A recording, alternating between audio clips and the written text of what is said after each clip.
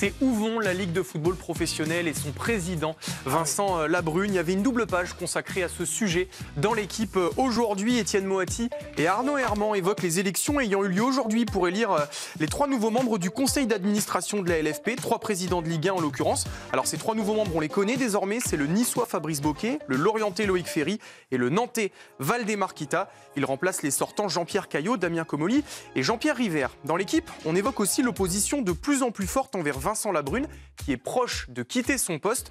Et donc les précisions sur cet éventuel départ avec notre journaliste spécialiste des instances, c'est Étienne Moati. On va dire que ça se passera à court ou moyen terme. Vincent Labrune, président de la Ligue, et Arnaud Rouget, son directeur général, ils ont fait savoir depuis déjà un certain temps que leur intention de partir. D'abord parce qu'il y a une réforme de la gouvernance du football qui est censée donner davantage de pouvoir à la fédération et d'officialiser la Ligue comme une société de clubs avec à sa tête Nicolas de Taverneau. Donc il n'y a plus de place pour la LFP telle qu'elle existe aujourd'hui et donc ils veulent s'en aller. D'ailleurs, ils étaient assez partisans de cette réforme. Un départ à court ou moyen terme donc, et ça nous a poussé à faire un bilan. On va vous montrer pourquoi Vincent Labrune restera l'homme de la fracture. Le football français traverse depuis plusieurs années une grave crise et il en est le premier responsable. Alors sous sa présidence, il y aura eu de nombreuses erreurs et beaucoup de polémiques. On les a listés, on a essayé en tout cas parce que c'est difficile d'être exhaustif tout en étant sommaire, mais les voici. Il y a d'abord le problème des droits TV. Si Vincent Labrune a hérité de la dramatique défaillance de Mediapro, il n'a pas su inverser la tendance ensuite alors qu'il annonçait viser le milliard. La Ligue 1 ne se vend plus au point que cette année, il n'y aura que 160 millions d'euros environ à se partager. Plus d'éventuelles recettes de la nouvelle chaîne, mais tout ceci reste incertain. Attendez, enlevez le petit chat dans votre gorge. Voilà, vous serez plus à l'aise. Effectivement, parce que là, j'ai un tunnel. Oui, bah là, il y en a beaucoup, donc je voudrais bien que le miaou s'échappe. Allez, vous avez raison. Bien sûr. Deuxième chose, il y a le partenariat très critiqué avec CVC. C'était en 2022, en avril 2022. En échange de 1,5 milliard d'euros directement reversés au club, CVC récupère 13% à vie des recettes commerciales de la LFP. Un deal lors duquel Labrune touchera une prime de 3 millions d'euros, mais qui entraînera aussi une perquisition du parquet national financier au siège de la LFP et à son domicile. Puisqu'on est sur ces émoluments polémiques quant à son salaire, passé en septembre 2022 de 420 000 euros brut annuel à 1,2 million d'euros brut annuel, on fait x3. Face aux critiques, il le réduira de 30% en octobre 2024. Au final, le salaire initial n'est plus triplé, mais tout de même doublé. Autre affaire de gros sous, l'achat du nouveau siège de la LFP en face du parc Monceau à Paris, un très beau quartier. Prix de l'acquisition, 127 millions d'euros, soit 38 000 euros le mètre carré. Face aux difficultés économiques du foot français, ça passe évidemment très mal. Et puis enfin, Vincent Labrune personnifie la rupture avec Canal+ et son PDG Maxime Sada. Alors que de nombreux acteurs souhaitent le retour du diffuseur historique, la LFP et la chaîne cryptée sont enlisées depuis plusieurs années dans un conflit juridique et médiatique au point que Canal ne distribue même pas la nouvelle chaîne de la Ligue. Je ne me remets pas du 38 000 euros le mètre carré là. On rappelle que c'est à peu près 10 000 euros pour de la location classique à Paris. Oui, et là-bas, dans ces quartiers-là, au max, ça peut monter à 20. Allez, oui. Vous êtes entre 16 et 20 dans les sublimes quartiers. Bon, face à ces états de service, l'opposition est de plus en plus virulente. Oui, même s'il faut rappeler qu'il a quand même été réélu il y a un an avec plus de 85% des voix. Mais il y avait déjà de la contestation et ça a pris de l'ampleur avec la sortie de Joseph Ougourlian, appuyé par le propriétaire de l'OM, Franck McCourt. C'était dans les colonnes du Figaro il y a 5 jours. Le problème, c'est l'absence de responsabilité, nous dit le président propriétaire du RC Lens. La LFP a failli à sa mission et plus grave encore, elle a abandonné les clubs et personne n'assume les conséquences de cet échec. Quelle entreprise accepterait de tels résultats en conservant le même management, des dirigeants qui restent en place payés des millions alors que les résultats sont catastrophiques? C'est absurde. Il y a aussi les critiques des médias bien sûr et de l'opinion publique, on en fait partie forcément. Et face à tout ça, Vincent Labrune est partagé entre un sentiment d'acharnement et l'envie de tout arrêter, c'est ce que nous explique Étienne Moati. J'ai le sentiment qu'il y a une forme de lassitude de la part de Vincent Labrune et de son directeur général. Voilà, ils se sont beaucoup investis, il y a eu des échecs et puis il y a eu surtout énormément d'attaques très très fortes, très violentes. Je crois qu'aujourd'hui Vincent Labrune, il est un peu au bout du rouleau donc concernant la Ligue. On sent bien qu'il n'a plus du tout envie de continuer. Son directeur général Arnaud Rouget non plus. Il considère aussi que voilà, il y a une forme d'injustice parce que les choses ne tournent pas du tout en leur faveur et qu'ils considèrent qu'on leur met un petit peu tout sur le dos. Est-ce qu'il a encore des défenseurs? Eh bien, il faut croire que oui, puisque déjà par rapport à l'élection dont on vous parlait aujourd'hui au conseil d'administration de la Ligue, il y avait 4 postulants, il y en a 3 qui ont été élus. Le seul qui n'a pas été élu, c'est Jean-Michel Roussier, le président du Havre, qui est un farouche opposant à Vincent Labrune, en tout cas le plus farouche des 4 du jour. Ensuite, il se défend lui-même, Vincent Labrune, forcément. C'était dans l'équipe notamment en février 2025. 4 extraits. Depuis 2020, on n'a géré que des crises. Deuxième extrait, on a noué un accord avec CVC alors que l'on était en état de mort clinique. Ensuite, j'ai dit à Canal+ que si c'était moi le problème, j'étais prêt à me retirer. Et enfin, je ne suis pas inféodé à Nasser Al-Khelaifi. Cette idée totalement fausse n'est bâtie sur rien. Effectivement, on lui reproche une trop grande proximité avec le président du Paris Saint-Germain qui ferait la pluie et le beau temps à la LFP. Et enfin, par rapport à son salaire donc, qui a été multiplié par 3 en 2022, eh bien, il le justifie en renvoyant la responsabilité sur les présidents de clubs qui l'ont validé. C'était lors d'une audition au Sénat, c'était en 2024.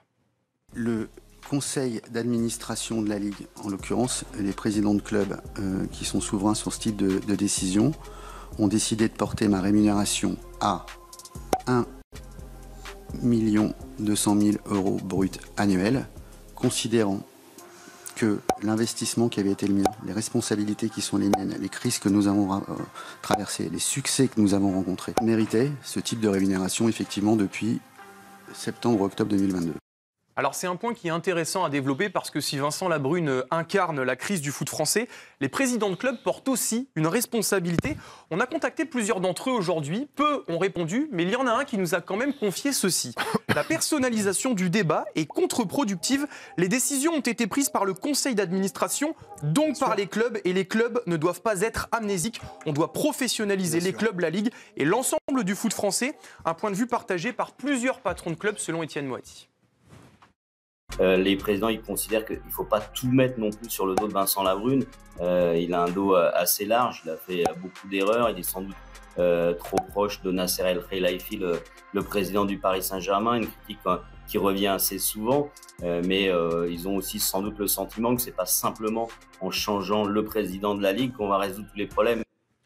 Les torts sont donc partagés, c'est ce qui ressort de tout ça. Mais Vincent Labrune, en tant que président de la Ligue, est en première ligne dans cette crise. Ses erreurs ont été nombreuses et entre la nouvelle chaîne Ligue 1+, et la formule qui va changer avec la FFF qui va prendre du pouvoir, c'est une nouvelle ère qui s'ouvre et l'avenir aura du mal à s'écrire sans faire table rase du passé.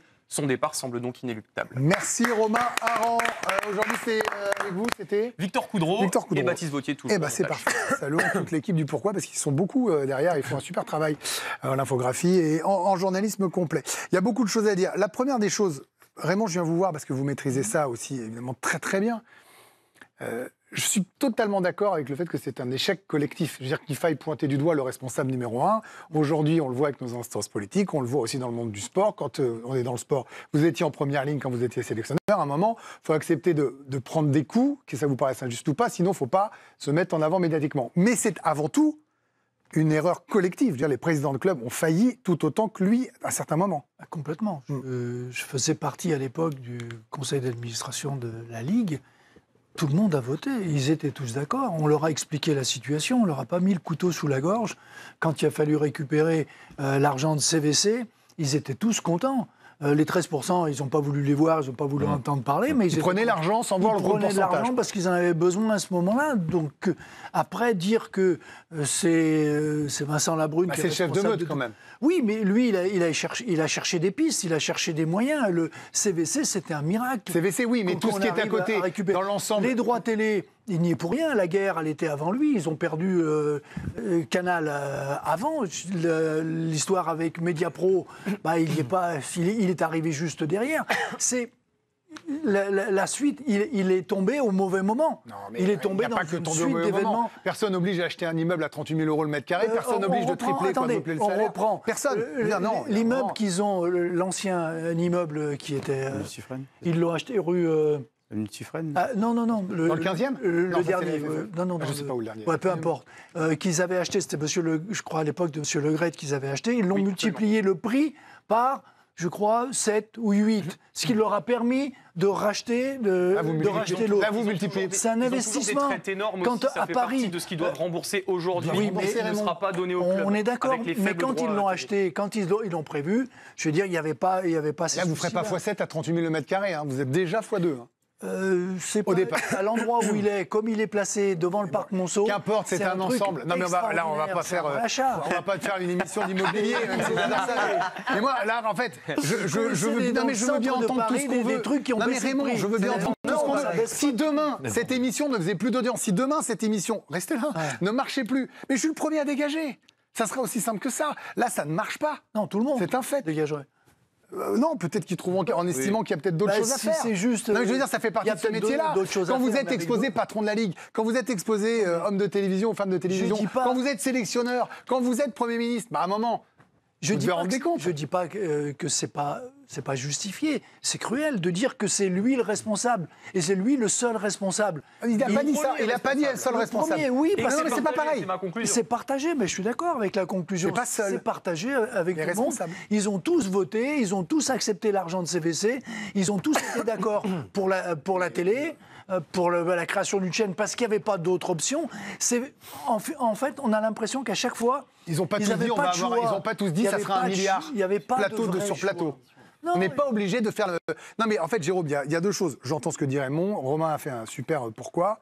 Et l'idée n'est pas de faire une chasse à l'homme. C'est pas ce qu'on est en train de faire là. Je ne connais ni Vincent Labrune, ni les présidents de club. Je ne cherche pas à avoir de rapport avec les gens qui gèrent le football pour être le plus indépendant possible. La réalité, quand on regarde les faits, ça ne veut pas dire qu'il a tout fait mal, mais ça veut dire qu'il a fait mal, il a mal fait beaucoup de choses, au moins en com et évidemment un peu en gestion. C'est très simple, quand ça marche pas, tu pars. Quand ça marche pas, tu pars. Le président Gourlian l'a dit, quand une boîte est mal gérée, les responsables s'en vont. Oui. Et c'est comme ça partout, la LFP, ici. Là, ce sont les deux plus gros entrepreneurs de tous les présidents qui ont ouvert le débat. Hein. Maintenant, le double jeu que jouent les présidents est dangereux aussi. Parce que la rémunération de Vincent Labrune, on peut lui la reprocher, mais elle a été votée. Bien sûr. L'accord avec CVC, il a été validé. Mais le boss, c'est M. Labrune. Et je pense que pour le bien de tout le monde, pour le bien du football français, pour le bien des instances, pour les progrès qu'il y a à faire encore, pour tout ce qu'on doit rattraper, pour tout ce qui n'est pas irrattrapable, je pense qu'il faut qu'il s'en aille parce que c'est comme ça. C'est le vent a tourné. Je pense aussi qu'à un moment donné, il n'a pas su saisir les mains qu'on lui tendait. Je pense notamment à Canal, où il y a des guerres d'ego mal placées aussi. C'est ça qui me blesse aussi. Et pour le bien de tout le monde, c'est pas le... On peut faire 4 émissions dessus, Raymond. Mais à un moment donné, dans ce genre de situation-là, c'est celui qui est en haut qui doit partir. Sinon, il n'y a pas de capitaine. Et que ce soit Vincent Labrune à LFP ou ailleurs. C'est comme ça, le capitaine du bateau, quand le bateau va pas bien, mais il doit partir. C'est-à-dire que s'il part, Canal, ils vont revenir et ils vont donner 800 millions. Non, mais c'est pas ce qu'il a dit. C'est pas ce qu'il a dit. Mais en revanche, c'est pas du tout ce qu'il a dit. En revanche, si Vincent Labrune s'en va, je dis pas qu'un jour Canal ne reviendra pas. En revanche, par rapport à Canal+, le président de Ligue 1 que j'ai interrogé cet après-midi, lui, il a vraiment chargé Canal+ avec des mots forts. Je peux vous les citer là maintenant. Pourquoi la France est le seul grand championnat à ne pas avoir de diffuseur ? Aujourd'hui, Canal+ veut tuer le foot français, c'est ce qu'il m'a dit. Ils ne veulent même pas distribuer la chaîne de la Ligue, alors que c'est un accord dans lequel ils n'ont qu'à récupérer de l'argent, juste à distribuer et récupérer une partie. Puis il me disait, c'est quand même absolument incroyable et Canal veut tuer le foot français, c'est ce qu'il m'a dit. Mais attendez, excusez-moi, on est tous des grandes jeunes femmes ou des grands jeunes hommes. On a tous des égos forts. On ne découvre pas que le monde des affaires, le monde des dirigeants est avant tout un monde d'égos aussi, et de résultats, et de places à conserver, et d'avantages à avoir, et de reflets médiatiques. Enfin, je veux dire, c'est pas nouveau, ça. Dans le foot, c'est même exacerbé. Bah, ils viennent pour ça. Bien sûr. Le nombre de présidents qui se sont retrouvés là pour être sous les projecteurs. En gros, c'est un peu ça. Mais a priori, il va partir. Enfin, la réforme, elle est préparée. Et ça fait 6 mois qu'on nous le dit. Oui, mais c'est préparé, ça va arriver. En fait, soit il part avec la réforme, préparé. Oui, mais la réforme, avec la réforme comme il y a un changement des statuts de la nouvelle Première Ligue avec la FFF qui aura plus de poids, soit il part, on va dire, avec un éventuel putsch, mais on n'en est pas encore à ce point-là, il n'y a pas assez de... Je vous donne la parole, mais il peut partir avec s'il y a la nouvelle façon de diriger, s'il n'y a plus de la LFP. Mais pour ça, on a vu la ministre des Sports qui était venue nous le dire, il faut qu'il y ait un vote au Parlement. On n'y est pas, hein, sur le vote au Parlement. C'est-à-dire qu'on n'a même pas de budget, donc le vote au Parlement pour la LFP, on va y aller tranquille. Et avec ce qui se passe en plus, ça a encore pris du retard. Voilà, évidemment. Il cache. Non, mais je me disais que les présidents, ils sont en train de dire comment on gère une entreprise, mais c'est eux qui ont voté pour lui, qui revotent après. Enfin, je veux dire, ils font partie du truc qui a voté. Bien sûr, mais on l'a tous dit. Tous dit. En France particulièrement, je trouve, mais on part pas en fait quand on est responsable. On reste. Je vois personne partir de son poste quand ça va pas. tout le monde s'accroche à son poste et va essayer de le garder jusqu'au bout en ayant je sais pas, moi, une indemnité de départ, etc. Je veux dire, la Brune, il fait comme beaucoup d'endroits dans notre pays où personne ne part. On reste en place le maximum, le plus longtemps possible, dans l'entreprise, en politique. C'est vrai. Et ça n'arrive pas. Alors, il y a quand même beaucoup de présidents Swan qui avaient dit on s'est un peu retrouvé obligé de signer l'accord CVC parce que voilà, c'était ça ou rien ou le chaos. On n'était pas là à la réunion, mais juste de voir. Je vous confirme que j'étais pas. Non, mais juste de voir ceux qui nous regardent la fameuse réunion en visio où ils étaient tous à ce moment-là. Juste ça en termes de com pour le football français, pour les amoureux du foot qu'on est, c'est dramatique. Et qu'ils le veuillent ou non, il est à la tête de ça et les gens lient l'image de Vincent Labrune aussi à cette réunion. Bien sûr, et en termes d'image, c'est un exemple frappant. Et Romain parlait très justement de fracture, et je pense que c'est son mot de la fin qui est très bon aussi. À partir du moment où la fracture elle a été faite et qu'on a eu toute cette publicité négative et l'expérience négative et pour les clubs et pour les téléspectateurs, etc., il y a un moment où, tu parlais de table rase, je crois, Romain, où en fait, pour passer à autre chose, là, il faut trouver des nouvelles solutions pour tout le monde. Il faut trouver des solutions médiatiques, il faut trouver des solutions pour les clubs, pour l'argent, pour aussi recruter pour le sportif qui va nous intéresser. Et aussi, il y a un moment, il faut repartir à zéro pour essayer d'avoir de nouvelles idées, parce que le milliard, on ne l'aura pas demain. Se réinventer. Et à partir du moment où tu dois te réinventer, on globalise la réflexion, on parle d'entreprise, de gestion d'entreprise. Quand tu dois avoir un souffle nouveau et un vent nouveau et te réinventer, il faut changer, en fait, de toute façon. C'est ça qui nous gâte. Et ben voilà, pour ce pourquoi, on pourra continuer d'en parler parce que ça sera... Je finis juste... 5 secondes. À 5, Vika, je disais, on ne part pas. En revanche, un coach qui ne gagne pas, tu le vires. Oui. Mais il part pas. Oui. Il dit pas j'ai perdu, je pars. Je disais juste c'est pas... très rare. On verra quand Villach sera en Ligue 1. Ouais. S'il démissionne de lui-même. Je pars pas, t'es où? Allez, dans un instant, merci Romain. Comment Koné a gagné sa place de titulaire en bleu? Magnifique. Voilà, à tout de suite. Vous avez remis votre mèche, Jérôme, je vous ai vu. Oui. À tout de suite.